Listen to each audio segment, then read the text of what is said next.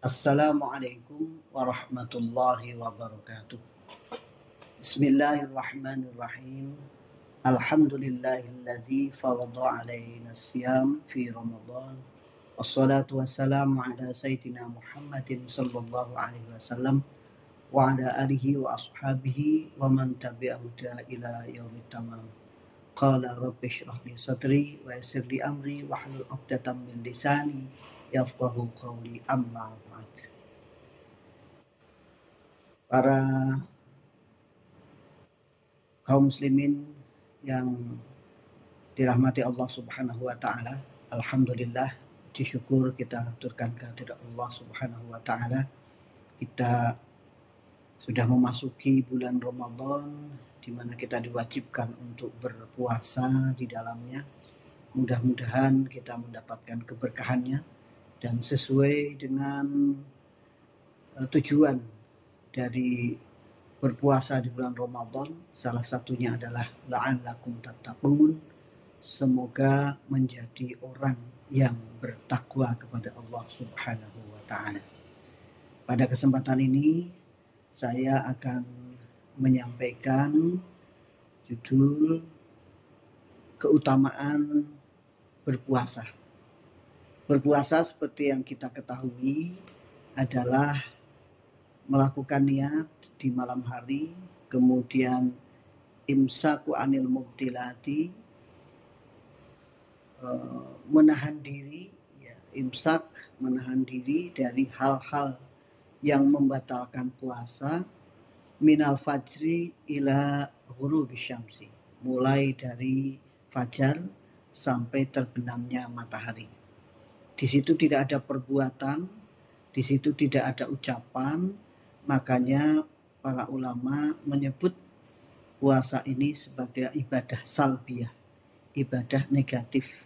Karena tidak ada perbuatan, tidak ada ucapan, yang ada adalah menghindarkan diri, ngeker, imsak, menghindarkan diri dari hal-hal yang membatalkan puasa dari fajar sampai terbenamnya matahari. Ternyata berpuasa seperti ini mewujudkan keutamaan bagi mereka yang berpuasa itu. Ada banyak keutamaan bagi orang yang berpuasa. Salah satu di antaranya yang bisa saya sampaikan adalah yang pertama, raf'ud darajat. Orang yang berpuasa itu akan meningkat derajatnya. Di derajatnya dari hal tadinya rendah, dengan berpuasa dia akan naik tingkat derajatnya.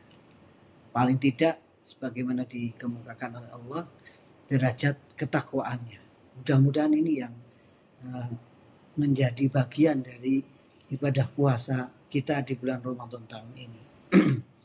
Di dalam sebuah hadis disebutkan, idza jaa Ramadan futihat abwabul jannah wa ghuliqat abwabun nar wa sufidatis syayatin. Hadis yang populer ini menyebutkan ketika datang bulan Ramadan, terbukalah pintu-pintu surga, tertutuplah pintu-pintu neraka, dan setan-setan terbelenggu.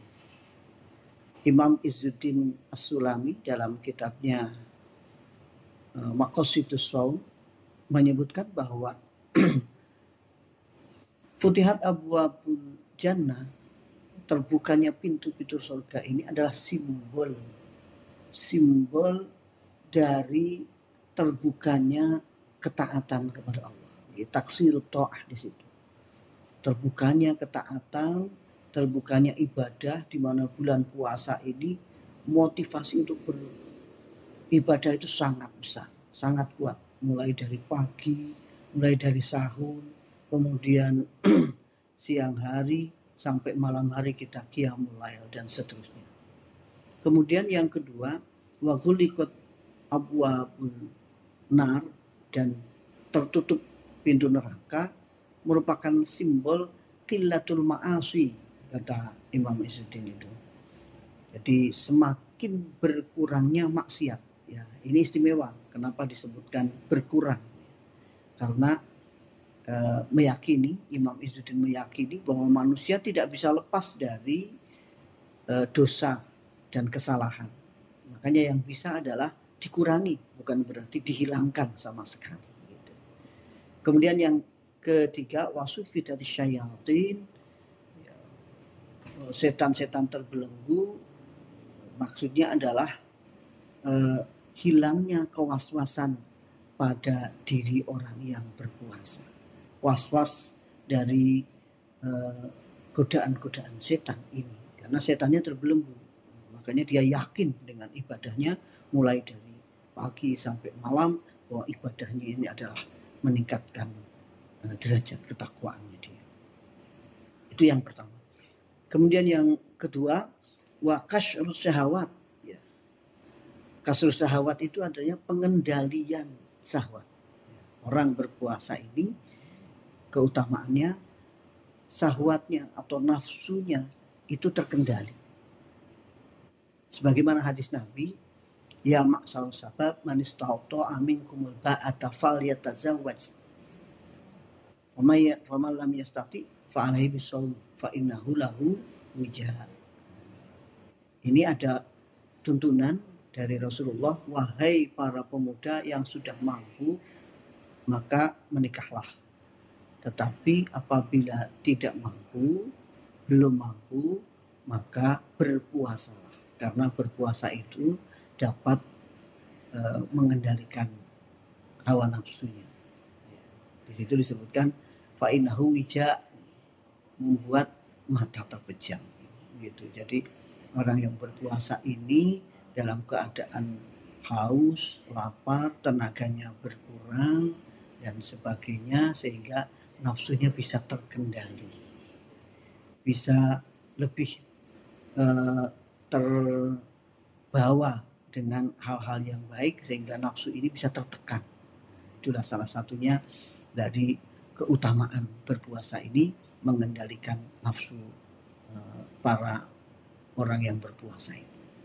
Kemudian yang ketiga, keutamaan puasa adalah wakasratu shadaqat. Ternyata puasa ini menimbulkan motivasi orang untuk memperbanyak sedekah. Kenapa demikian? Ya, ada sebuah makalah yang disebutkan oleh Imam Izzuddin As-Sulami ini, bahwa li'anna shaima idza ja'i'a yuzakiruha minal ju'i fahussuhu zalika 'alal ja'i.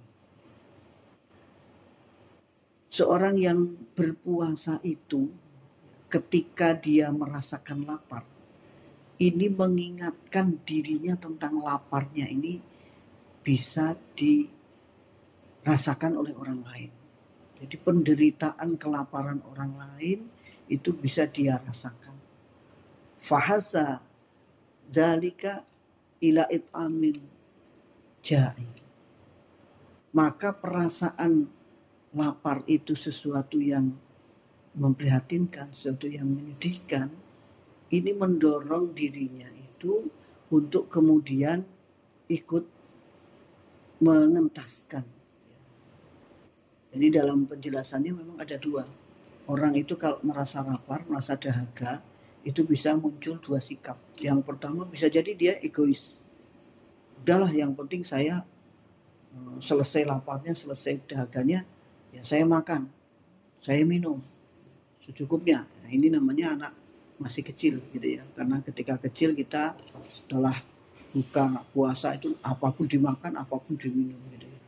Tetapi bagi orang dewasa yang sudah banyak berpikir gitu, bahwa orang yang berpuasa ini menimbulkan dorongan dia untuk merasakan penderitaan orang lain, betapa susahnya menjadi orang yang lapar, apalagi orang yang kelaparan.